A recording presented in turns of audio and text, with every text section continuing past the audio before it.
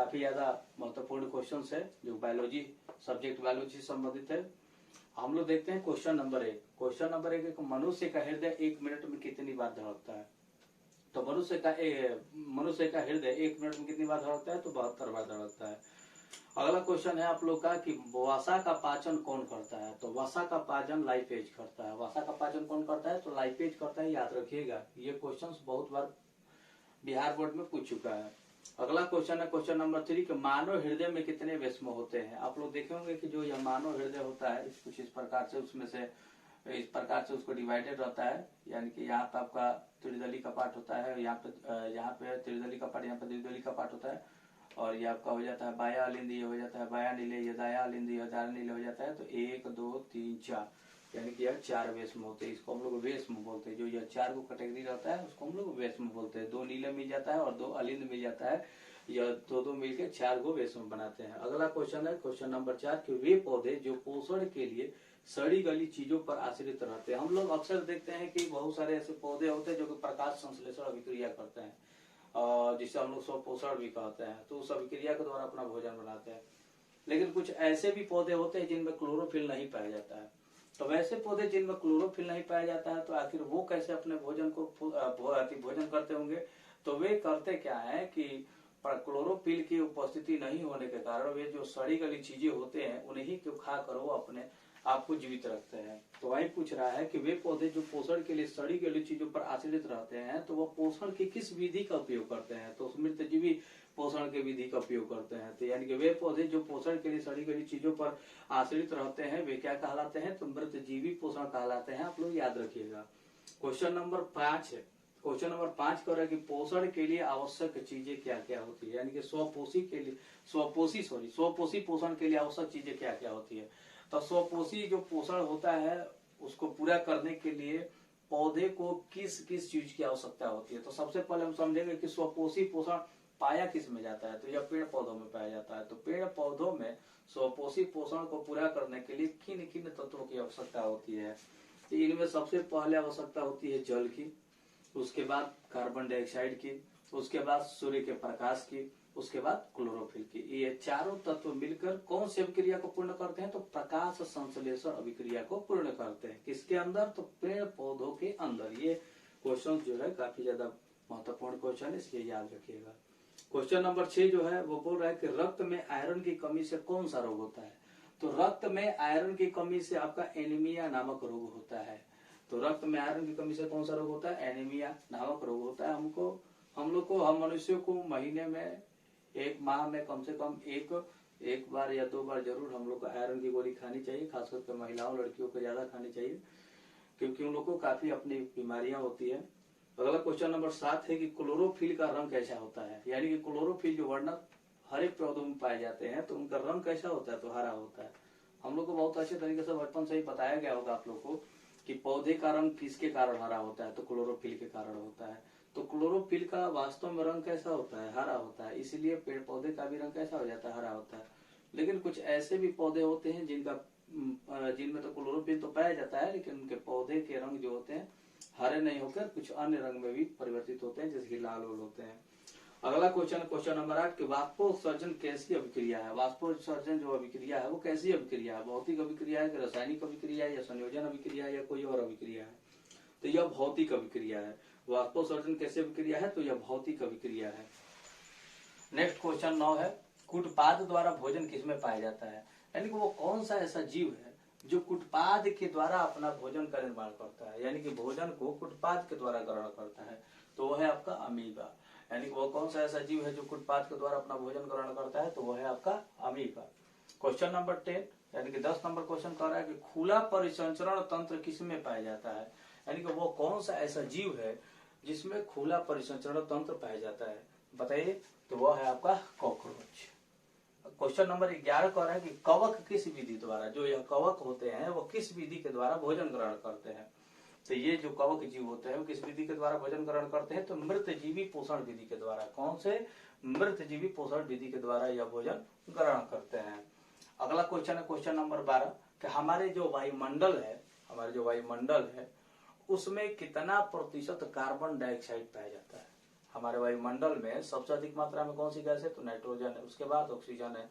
तो carbon dioxide की प्रतिशत मात्रा कितनी है हमारे वायुमंडल में, तो 0.03%।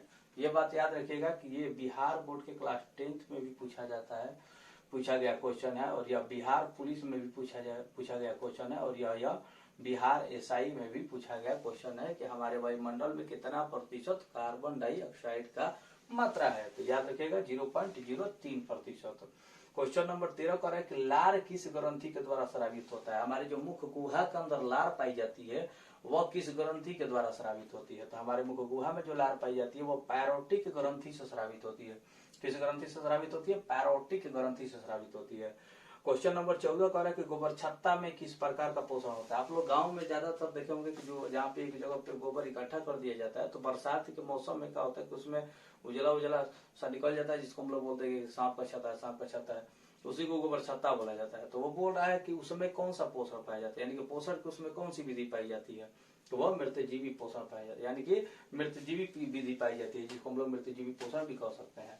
और नेक्स्ट क्वेश्चन है आपका 15, मनुष्य के दांत, यानी कि जो हम लोग का दांत होता है, टीथ होता है, उसके जो सबसे बाहरी परत होती है, जिसको हम लोग देखते हैं, जिसको हम लोग ब्रश करते हैं, तो बोल रहा है कि उसको हम लोग क्या कहते हैं। मनुष्य के दांत की ऊपरी परत क्या कहलाती है, तो इनामेल कहलाती है। मनुष्य के दांत की ऊपरी परत क्या कहलाती है, इनामेल कहलाती है।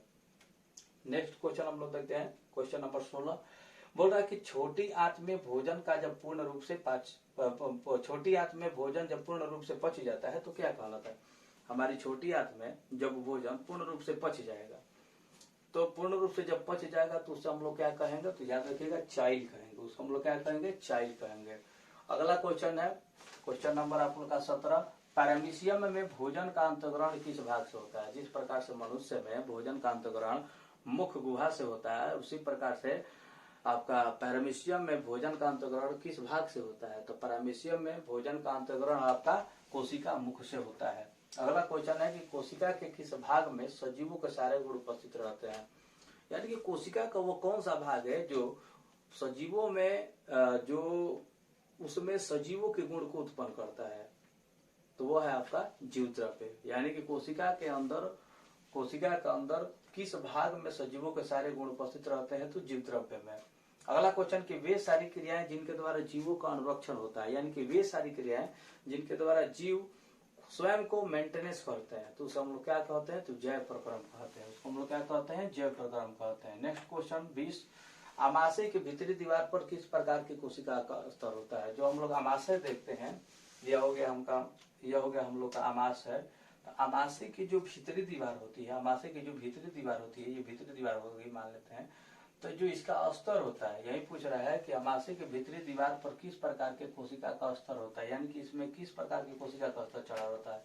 तो यह चढ़ा होता है स्तंभाकार एपिथेलियमी उत्तक कोशिका का। किसका चढ़ा होता है, स्तंभाकार एपिथेलियमी कोशिका का। अगला क्वेश्चन है क्वेश्चन नंबर 21, मानव शरीर की सबसे बड़ी ग्रंथि कौन है। मानव शरीर की सबसे बड़ी ग्रंथि आपका यकृत हो जाएगा, ये भी ध्यान रखिएगा, ये भी काफी ज्यादा वीवीआई क्वेश्चन है। क्वेश्चन नंबर 22 आपका कह रहा है, तो मानव आहार नाल में किसकी लंबाई अधिक होती है। तो मानव आहार नाल में किसकी लंबाई अधिक होती है, आपको सबसे पहले पता होना चाहिए कि मानव आहार नाल कहाँ से कहाँ तक जाता है, तो हमारे मुख गुहा से लेकर मल द्वार तक रहता है। तो मुख गुहा से मल द्वार के बीच में हमारे शरीर के बहुत सारे अंग आते हैं, तो उनमें जो कि हमारे पाचन क्रिया में मदद करते हैं, तो उनमें सबसे बड़ा जो अंग है वो कौन सा होता है, तो वो छोटी आंत होती है। वो कौन सी होती है, छोटी आंत। यानी कि मानव आहार नाल में किसकी लंबाई अधिक होती है, तो छोटी आंत की होती है। नेक्स्ट क्वेश्चन 23 नंबर, वसा को वसा अम्ल तथा ग्लिसरॉल में कौन बदलता है। जो वसा होता है उसको वसा अम्ल तथा ग्लिसरॉल में कौन बदलता है, तो वो आपका लाइपेज बदलता है। कौन बदलता है, लाइपेज। अगला क्वेश्चन नंबर 24 आपका कि आमाशय के भीतरी दीवार में घाव किसके अधिक स्राव के कारण होता है।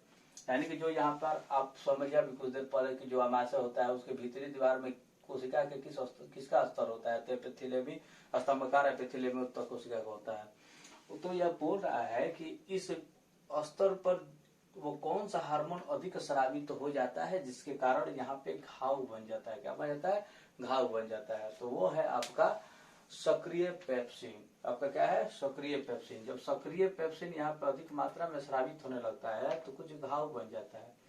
इस घाव का नाम होता है आपका अल्सर। तो यहाँ पे एक और प्रश्न बनेगा ऑब्जेक्टिव कि बताइए कि आमाशय की दीवार पर सक्रिय पेप्सिन जब अधिक मात्रा में स्रावित होता है तो एक घाव बनता है, उसको हम लोग क्या कहते हैं, तो उसको हम लोग बोलते हैं अल्सर। अगला क्वेश्चन है आप लोग का कि प्रकाश संश्लेषण क्रिया के अंत में क्या बनता है, यानी कि जब स्वपोषी पोषण में प्रकाश संश्लेषण क्रिया अंत हो जाता है, यानी कि खत्म हो जाती है, प्रकाश संश्लेषण क्रिया हो जाती है, तो लास्ट में क्या बनता है, तो आपका कार्बोहाइड्रेट बनता है, यानी कि ग्लूकोज बनता है। तो चलिए इस प्रकार से आप लोग का सेट नंबर 1 का 25 क्वेश्चन आप लोग का पूरा हुआ। हम यही कहेंगे कि इस वीडियो को शुरू से अंत तक आप देखिए, अधिक से अधिक हो सके तो अन्य विद्यार्थी जो कि वर्ग 10 के तैयारी कर रहे हैं, फाइनल ईयर एग्जाम का तैयारी कर रहे हैं, तो आप उनके पास भी इस वीडियो को शेयर कीजिए ताकि वो लोग भी इसका लाभ उठा सके।